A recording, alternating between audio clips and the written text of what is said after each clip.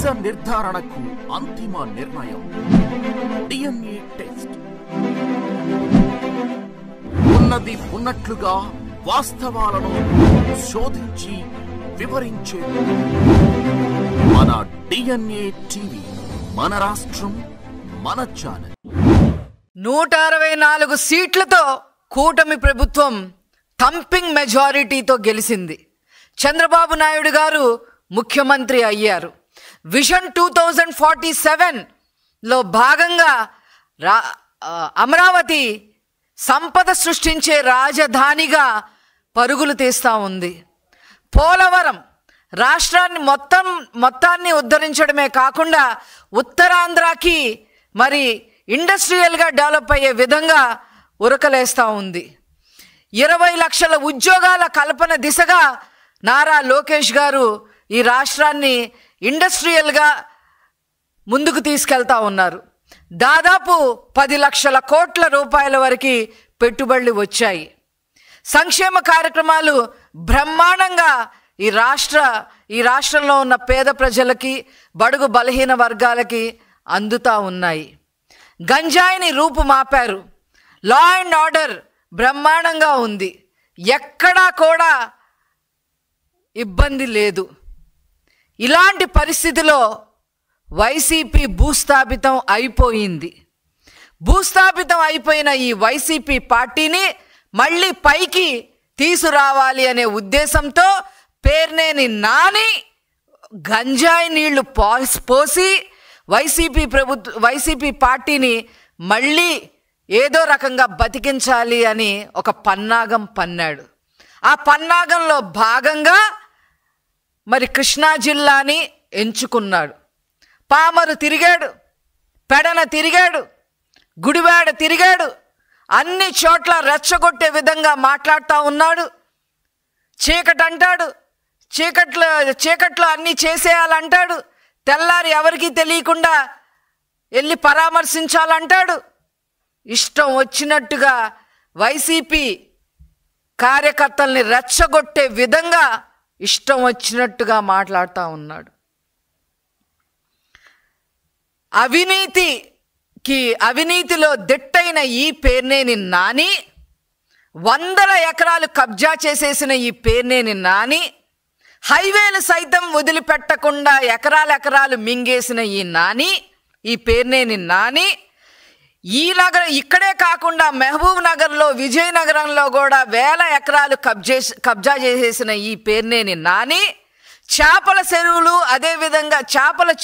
అదేవిధంగా పార్కులను కూడా వదిలిపెట్టకుండా తన ఖాతాలో వేసుకున్న ఈ పేర్నేని నాని, చివరికి రేషన్ బియ్యం కుంభకోణంలో ఆ అవినీతిలో ఇతనితో పాటు ఇతని భార్యని కూడా దొంగని చేసిన ఈ పేర్నేని నాని మహిళల ఆత్మగౌరవం గురించి మాట్లాడుతూ బీసీ మహిళని రాజకీయంలోకి రచ్చరచ్చ చేసి లాక్కొచ్చి రాజకీయం చేసి లా అండ్ ఆర్డర్ లేకుండా ఈ రాష్ట్రాన్ని లా అండ్ ఆర్డర్ లేకుండా చేసి ఏదో బావుకుందామని చెప్పి ముందుకు బయలుదేరాడు ఈ పేర్నేని నాని.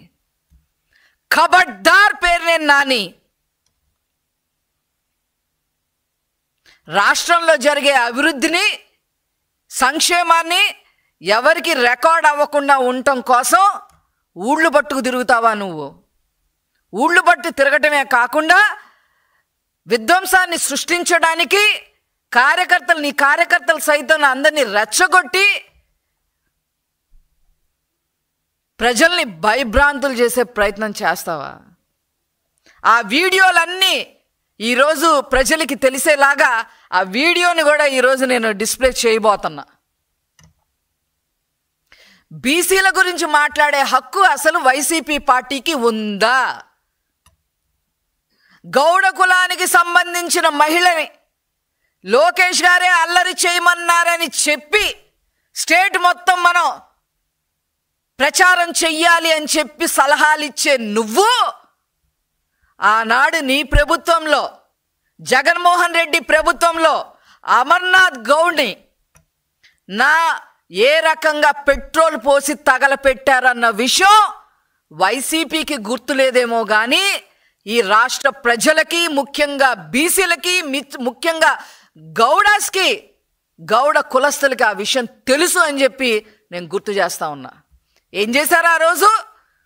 అమర్నాథ్ గౌడ్ని నా అక్కని ఏడిపించొద్దు, ర్యాగింగ్ చెయ్యొద్దు అని చెప్పి సొంత తమ్ముడైన అమర్నాథ్ గౌడ్ అడిగాడని వైసీపీ కుర్రకారు సన్నాసుల్ని మాట్లాడాడని చెప్పి తెల్లవారుజామున ట్యూషన్కి వెళ్తుంటే నోట్లో గుడ్డలు కుక్కి ఆ పిల్లోడి మీద పెట్రోల్ పోసి మీరు పిల్లోడిని చంపితే ఆ కుటుంబానికి ఈరోజు ఉద్యోగం ఇచ్చిన ప్రభుత్వం, ఉద్యోగం ఇచ్చిన నాయకుడు ముఖ్యమంత్రి గారు నారా చంద్రబాబు నాయుడు గారు. అలాగే గౌడ కులస్తురాలైన గౌతు లచ్చన్న గారి మనవరాలు గౌతు శిరీషాని అక్రమ కేసులు బనాయించి తప్పుడు కేసులు కట్టడమే కాకుండా అక్రమ సంబంధాలు కూడా అంటగట్టి నైతికంగా గౌతు శిరీష గారిని ఏ రకంగా మీరు చేశారనే విషయం మొత్తం రాష్ట్ర ప్రజలకి, గౌడ కులస్తులకి అందరికీ తెలుసని ఈ సందర్భంగా నేను తెలియజేస్తున్నా.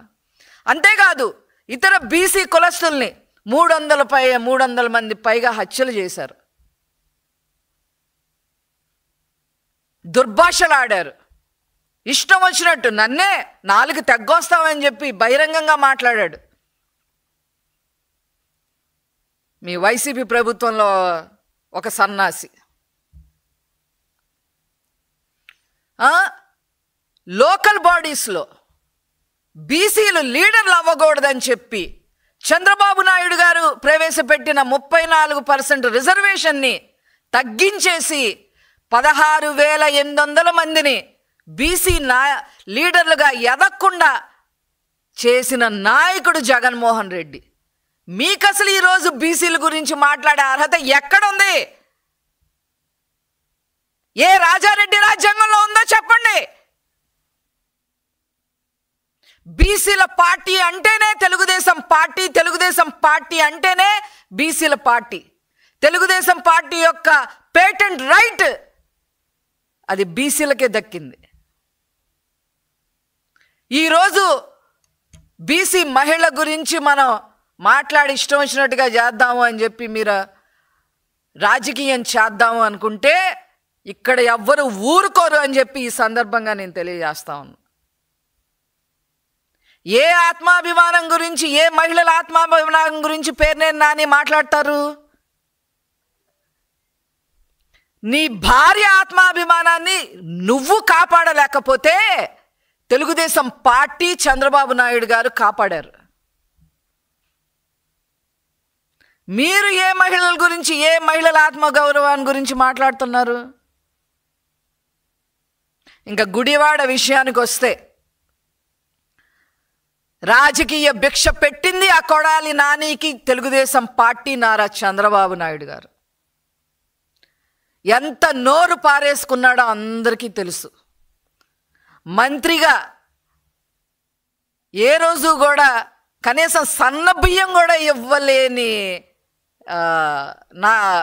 సన్న బియ్యం కూడా ఇవ్వలేని మనిషి అతను. ఇంకా నాకు ఇంకా తిట్టాలని ఉంది, బట్ ఐ కెనాట్. ఆ కొడాలి నాని గుడివాడని క్యాసినో గుడివాడిగా మార్చేశాడు, పేకాట గుడివాడిగా మార్చేశాడు. ఎక్కడ క్యాసినోలో, ఆంధ్రాలో ఎక్కడ క్యాసినో ఆడాలి అని మామూలుగా దేశంలో ఎక్కడ ఎవరైనా సరే ఎక్కడ వెళ్ళి ఆడాలి అంటే మీరు గుడివాడ ఉండి.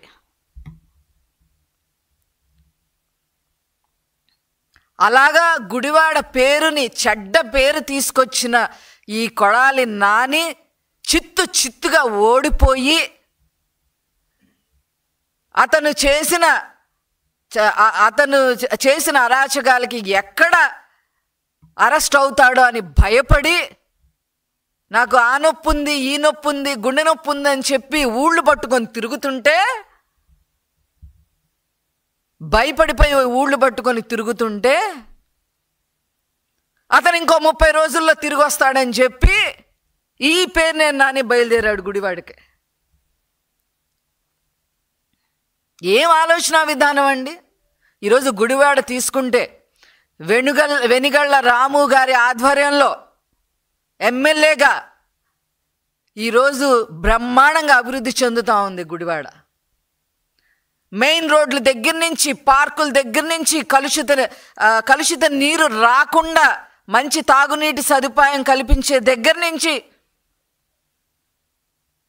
చివరికి బస్ స్టాండ్ సైతం అభివృద్ధి చేసే దగ్గర నుంచి, సంక్షేమ కార్యక్రమాలు అందించడం దగ్గర నుంచి, అవసరమైన చోట సొంత నిధులతో ఈరోజు వెనిగళ్ల రాము గారు ఎమ్మెల్యేగా అక్కడ అభివృద్ధి చేస్తూ ఉంటే అవేమి ప్రజలకి రికార్డ్ అవ్వకూడదని గుడివాడని ఇంకో కడప చేయడానికి ప్రయత్నం చేస్తారా? కడపకు కూడా నీళ్ళు ఇచ్చింది చంద్రబాబు నాయుడు గారేగా. ఎందుకండి ఆ పులివెందులు మనకి ఎందుకండి అంటే కూడా వినిపించుకోకుండా పులివెందులకు కూడా నీళ్ళు ఇచ్చారు మా సార్.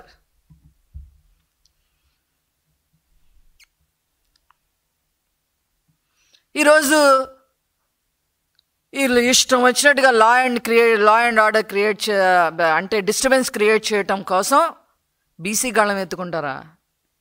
మీకు అసలు అర్హత ఉందా?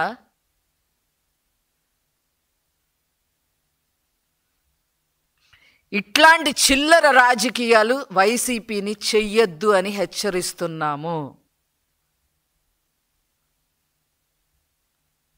రాజకీయంగా, అభివృద్ధి పరంగా, సంక్షేమ పరంగా మమ్మల్ని ఎదుర్కోలేక ఈ చిల్లరి రాజకీయాలు చేస్తారా మీరు? ఇది ప్రజలు నమ్మే పరిస్థితుల్లో లేరు. ఇంకో రెండో విషయం నేను చెప్పడం మర్చిపోయా. గొడవలు చెయ్యండి, విధ్వంసం చెయ్యండి, law and order problem create చేయండి, కేసు కట్టించుకోండి, జైలుకి వెళ్ళి రండి, మీకు సింపతి వస్తుంది అని జగన్మోహన్ రెడ్డి గారు ఇచ్చిన డైరెక్షన్లో వీళ్ళందరూ నడుస్తున్నారు. ఏం సింపతి వస్తుంది మీకు? ఇళ్లలో ఆడవాళ్ళనే మీరు మీ నాయకుడు లెక్క పెట్టడు, చెల్లిని లెక్క పెట్టడు, తల్లిని లెక్క పెట్టడు, ఈ పేరు లాంటి వాళ్ళు భార్యనే లెక్క పెట్టలేదు. తెలుగుదేశం పార్టీ జాలి తలిసింది కాబట్టే ఇంట్లో ఉంది మీ భార్య. అది గుర్తుపెట్టుకోవాలి పేర్నేని నాని గారు.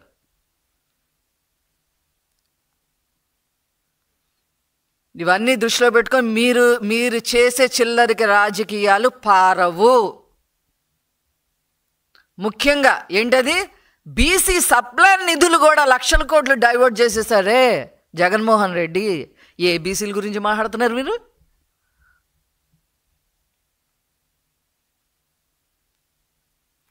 ఇవన్నీ మేము ప్రజల దృష్టికి తీసుకెళ్తాము. ప్రజలు గమనిస్తూనే ఉన్నారు.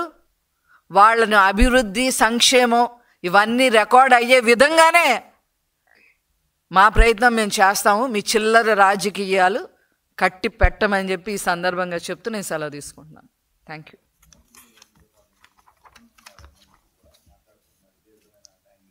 ఏంటండి?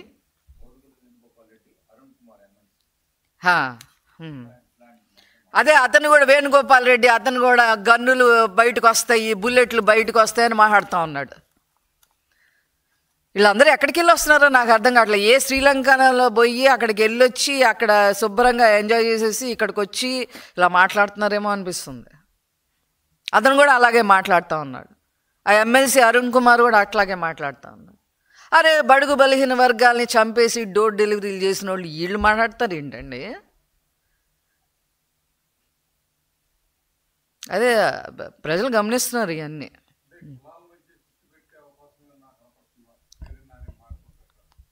పేర్నేని నాని మాటల ప్రకారం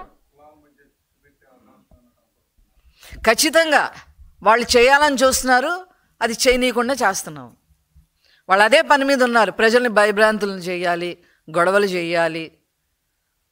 చంద్రబాబు గారు, లోకేష్ గారు చేసే అభివృద్ధి బయటికి రాకూడదు అనేదే వాళ్ళు చేస్తూ ఉన్నారు. డైవర్షన్ పాలిటిక్స్ వాళ్ళు ఎప్పుడూ ప్లే చేస్తూనే ఉంటారు. దాన్ని పట్టించుకునే పరిస్థితిలో ప్రజలు లేరు.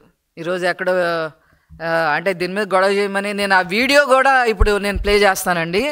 ఎంత ఘోరంగా ఉందో మీరు దయచేసి మీడియా వారు, అది ప్రైవేట్ వీడియో, ఛానల్స్ ఒప్పుకుంటాయా లేదా అనేది కాకుండా ఆ రూల్ని పక్కన పెట్టి ఆ వీడియోని ప్రతి ఛానల్లో డిస్ప్లే చేయాలని చెప్పి నేను కోరుకుంటున్నానండి. Video please.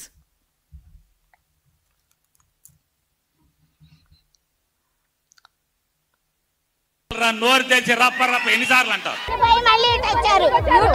వదిలేసాం, మళ్ళీ యూటర్న్ తీసుకురావటం మళ్ళీ హల్చల్ అంటే ఇక్కడ హల్చల్ చేయాలనా? ఉద్దేశాలు గొడవ అవ్వాలనే కదా. ఏం పీక్కుంటారు ఉంది, మళ్ళీ ఢిల్లీ మళ్ళీ వచ్చింది. మనుషులు రెచ్చగొడతాం కాకపోతే ఏంటి అది? అంతా లేడీస్ జెంట్స్ ఉన్నారు. ఏం పీక్కుంటారని లేడీస్ అడుగుతున్నారు.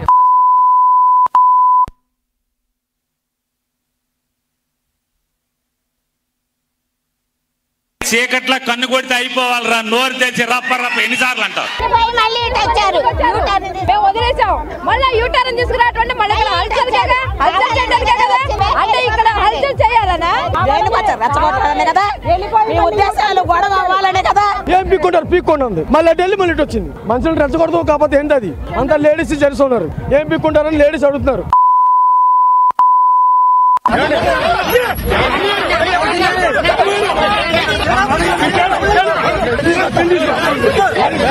అదే ఇప్పుడు గుడివాడలో మన జడ్పీ చైర్పర్సన్స్ దాని ఏదో స్టేట్ వైడ్ ఇష్యూ మీద బీసీ లేడీ మీద అటాక్ చేశారు. తెలుగుదేశం ఎమ్మెల్యే డైరెక్షన్ పైనుంచి లోకేష్ డైరెక్షన్ కొంచెం గట్టిగా స్టేట్ వైడ్ గా అందరితో మాట్లాడించి కొంచెం చేస్తే బాగుంటుంది. బీసీ లేడీ గౌడ క్యాస్ట్ గా దాన్ని అందరితో లౌడ్ గా టేకప్ చేస్తే బాగుంటుంది.